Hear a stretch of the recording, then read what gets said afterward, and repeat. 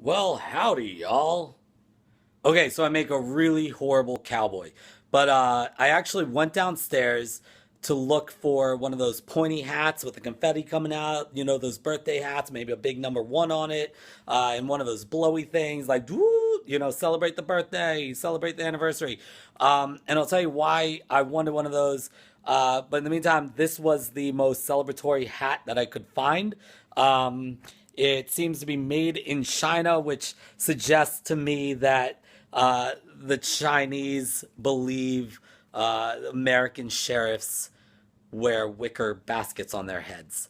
Anyway, I went downstairs and that's all there was. So that suggests that either we've been robbed and by 5-year-olds because they left the TV and all the good stuff and took all the toys, or my wife finally made good on her promise that if the kids didn't help clean up their playroom, she was going to purge it. And that's probably what happened. Shh, don't tell the kids. They're spoiled enough, they won't even notice. Um, but anyway, why am I celebrating today? I'm celebrating because 1 year ago today is when I decided that I was going to run a marathon. I decided that I was going to be a runner, and I decided that I was going to break out of the rather large box that I had been put in since childhood, and that was the fat kid box. That's how I was labeled. That's what was expected of me, and that's what I began to expect from myself. We all have our own labels, our own boxes that we're forced into, and along with those boxes, there are things that are expected of you, and there are things that are not expected of you, and we're quickly trained to know what those things are, and we don't step out of our boxes, and that's really unfortunate. When I was a child, I thought that I was breaking out of my box, but really I sort of just worked within my box and redefined myself. I wasn't going to be that pathetic fat kid. I was going to be the funny, fun fat kid, but I was always still the fat kid. And I didn't truly realize this until my son was diagnosed with dyslexia, and immediately afterwards starting to be put in that box. That kid with dyslexia. He can't do everything we can do, which is BS, obviously, because dyslexia does not mean that your brain is broken. Dyslexia means that your brain works differently. And so when I saw people treating my son differently, that was upsetting. But when I saw him begin to expect less from himself, that was pretty traumatizing for me as his father. And so on that day, I decided, what is the least likely thing for me as the fat kid to accomplish? Now, I already married a very hot woman, and I'm very proud of that. But the second least likely thing for me to do would be to run a marathon. And so that day, 1 year ago today, I declared that I was a runner, that I was going to run a marathon, that I was going to break out of that box. And I went outside and took my first long leaps, or whatever you do as a runner.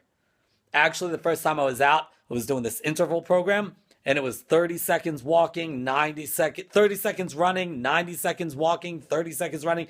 And I remember that was impossible. To run for 30 seconds straight was hard. Since that point, however, over the course of a year, I have trained and then run two separate 5Ks, a 10K, and two separate half marathons. Along the way, 2 weeks in, I picked up my wife to begin this with me. At that point, I guess she realized that I wasn't joking, that this was actually something that I was going to do.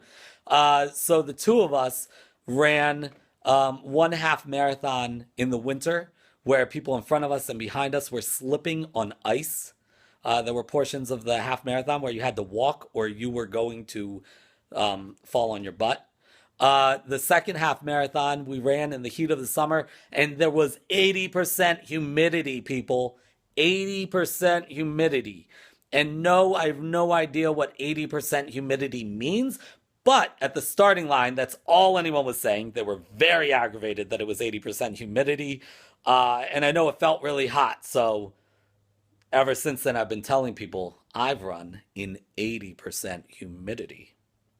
Anyway, now we're a year later, and we have been through our ups, coming back from runs, our longest runs yet, coming back from shorter runs or moderate runs where we just feel awesome and feel like we can keep going. We have been through the ringer. We have run through the snow. We have run through the ice. We have run through the heat. We have run through the rain. We run on running days no matter what, unless we're injured. And we have seen a lot of those as well. My wife ran in an ice storm and slipped and fell on her butt, putting her out of commission for a little while. Um, I personally have had shin splints and plantar fasciitis. Don't even get me started on the nipple chafing. And today, on my 1 year anniversary, ironically, I injured myself elsewhere, not while running, and but all the same, it is keeping me from running. So, why am I celebrating given the fact that for the past week and probably into the next couple weeks, I cannot run? Life throws these roadblocks and we see them as such and we see them as impeding our progress. But in reality, in my experiences, anytime life throws you what you see as a roadblock, it is really life getting you back on track. It's directing you the way that you are meant to go because we don't always know what's best, and sometimes we need something. We need to learn something. We need to veer our track a little bit.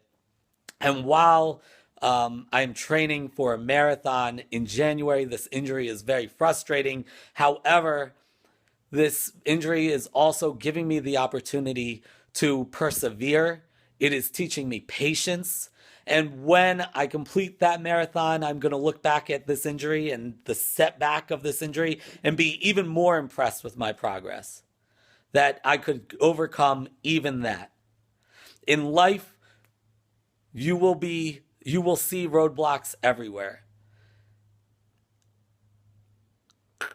In life, there are challenges, and you can choose to hide behind them.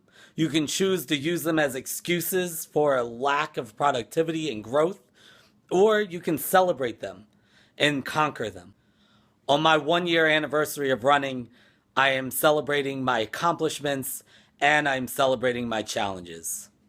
To many more of both. L'chaim.